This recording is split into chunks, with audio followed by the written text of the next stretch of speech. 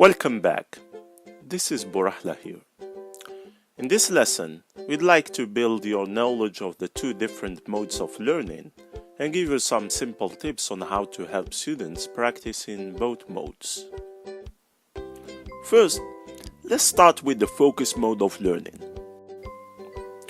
The focus mode, you would recall, is one in which students need to zoom in on the details of learning.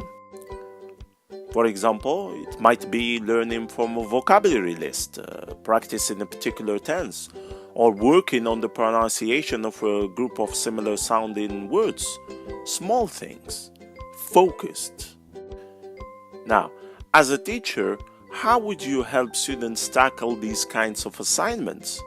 Well, one of the worst things you can do when encouraging learners to memorize is to simply force them to sit down and try to learn everything at once.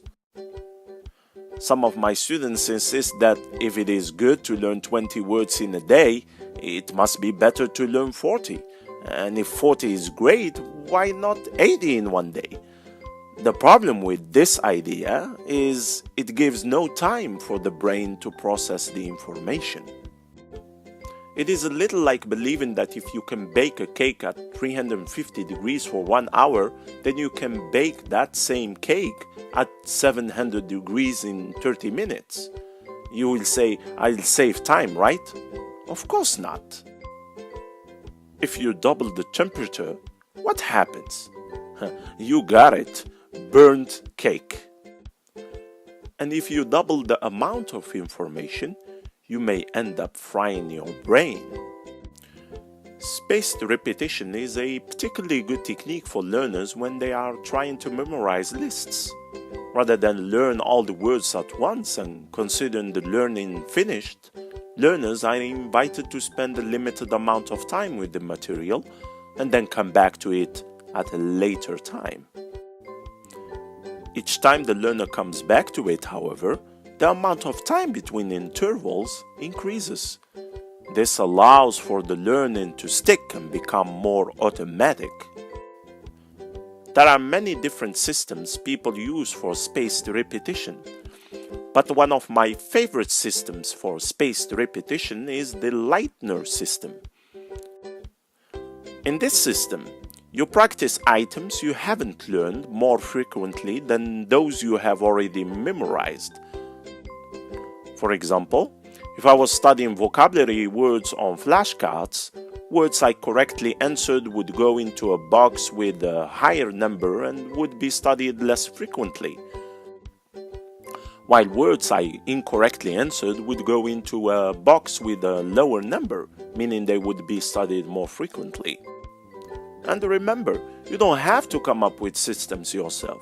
A simple Google search will reveal many different systems for spaced repetition, along with computer software and websites, all designed to help you memorize things more quickly and easily. It's good, for example, to look for lists that you know will help students learn about a specific targeted group of words you want them to know. And if you aren't into serious kinds of spaced repetition, here is an even easier tip. When you do practice a particular group of words during a week of instruction, please remember to try to use those words in upcoming weeks.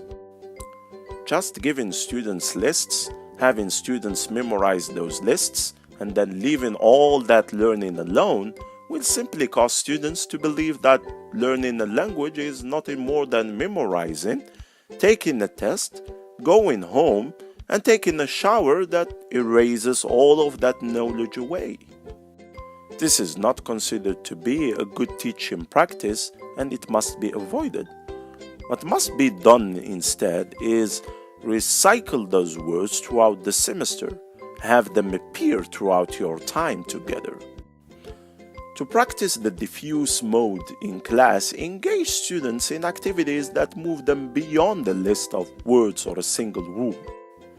This means that you will need to zoom out and create general, not specific tasks for your learners. Creating a general task means you aren't asking them to perform a memorized bit of vocabulary or grammar, but asking them to perform in a more open style. For example, you could ask students to order at a restaurant, buy some shoes, or talk about your best friend. Do you see how these are more general tasks? Do you notice that in these tasks there is more than one right answer and that students could talk for a short or long period of time? At advanced levels of English, teachers often challenge students to think critically by asking questions that require students to synthesize, put together what they are learning. For example, by pairing two apparently unrelated ideas, you can invite students to consider how they might be related. Let me give you an example. The theme of our first week, motivation, and let's tie it to the theme of our second week, practice. I could ask you as advanced English speakers, a question like this. How is practice related to motivation? A question, by the way, that you could have in the doctorate entrance examination. By taking these two separate ideas, practice and motivation, and asking students to put them together, you now engage students in not just language production, but critical thinking. Here, students will naturally focus away from grammar and from details of vocabulary words they know and focus on what they think, feel, and believe. Suddenly, they will get lost in the task and start speaking in a free way. Trust me, there is no more real context you can provide than asking students to engage in critical thought and serious reflection. Now you understand why there is reflection and why there is critical thinking in this course. Now we are talking. Can you think of any other times we have employed the technique of putting two unrelated ideas together in order to help learners think? How is language like cake? How is language like a camera? How is language like football? I think you get the idea. Thanks for listening.